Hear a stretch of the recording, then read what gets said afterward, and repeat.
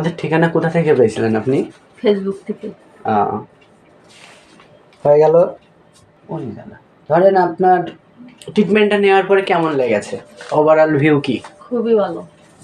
আপনার এটা কতদিন হয়েছিল মানে সমস্যাটা, মানে কতদিন হয়েছে? সমস্যাটা প্রায় 1 বছর। মানে 1 বছর স্কিনে দেখা দিয়েছে? 1 বছরে, হ্যাঁ।